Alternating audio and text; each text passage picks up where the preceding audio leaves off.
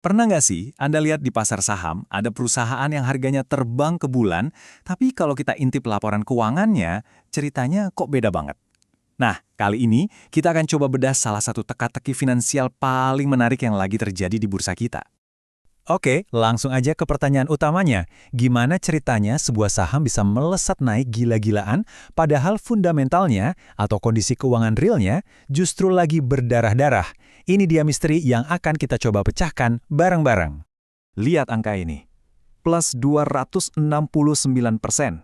Ini bukan angka sembarangan. Ini adalah lonjakan harga saham PT Astrindo Nusantara Infrastruktur atau BP dari awal tahun aja.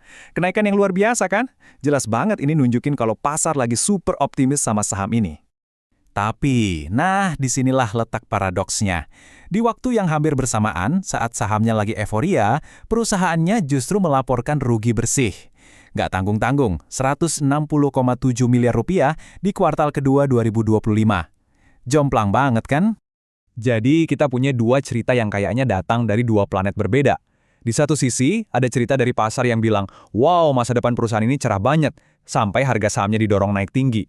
Tapi di sisi lain, ada cerita dari laporan keuangan yang bilang, kami lagi rugi besar loh.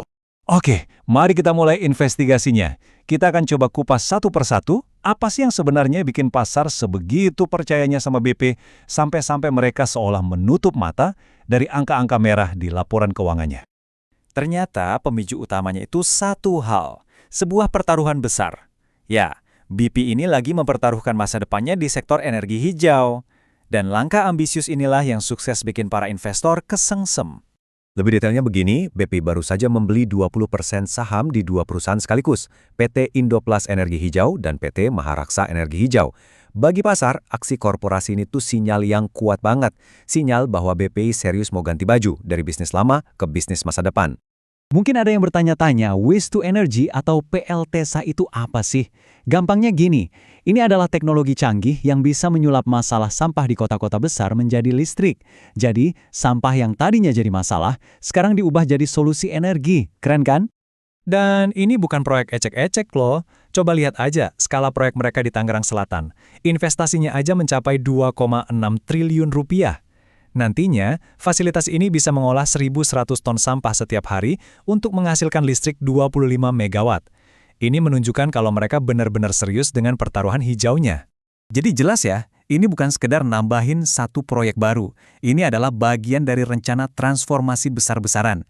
BIP sepertinya sedang berusaha mengubah total identitas bisnis mereka untuk jangka panjang. Kita coba dengarkan langsung dari direkturnya, Michael Wong. Beliau bilang kalau ini adalah langkah strategis untuk jadi bagian dari solusi energi bersih di Indonesia. Kata kuncinya di sini adalah solusi nyata. Ini menunjukkan visi besar di balik semua langkah yang mereka ambil. Terus gimana cara mereka mewujudkan visi besar ini? Rencananya cukup jelas, ada 3 pilar utama. Pertama, bisnis batubara yang ada sekarang akan terus dimaksimalkan buat cari duit. Kedua, uang dari batubara itu dipakai untuk model akuisisi di bisnis energi hijau. Dan ketiga, sambil jalan, mereka juga mulai melirik bisnis baru lain seperti mini LNG. Jadi, bisnis lama mendanai bisnis baru. Oke, cerita masa depannya kedengaran sangat menjanjikan.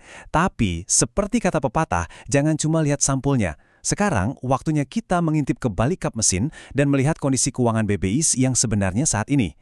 Nah, ini fakta yang sangat krusial.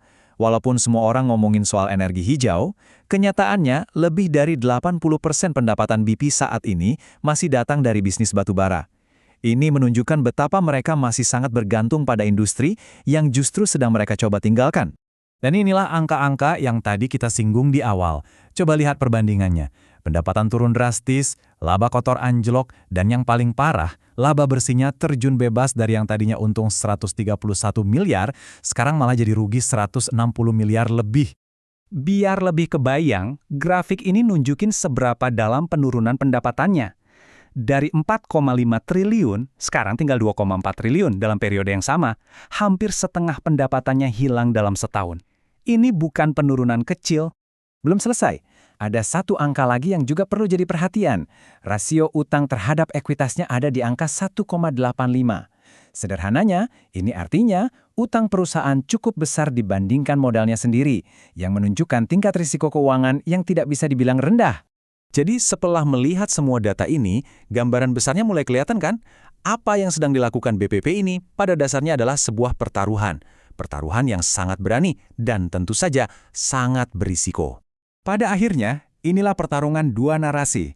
Di satu sudut, kita punya janji hijau, sebuah cerita tentang masa depan yang cerah, energi bersih, dan optimisme pasar yang meluap-luap. Tapi di sudut lain, ada realitas batu bara, kondisi saat ini yang penuh tantangan, dengan pendapatan turun, kerugian, dan ketergantungan pada bisnis lama. Nah, ini pertanyaan terbesarnya. Pasar sepertinya sudah memilih untuk percaya pada janji masa depan, makanya harga sahamnya naik. Tapi, fundamental perusahaan saat ini masih tertinggal jauh. Pertanyaannya, apakah visi masa depan yang indah itu bisa menang melawan realitas keuangan yang pahit saat ini? Hanya waktu yang bisa menjawabnya.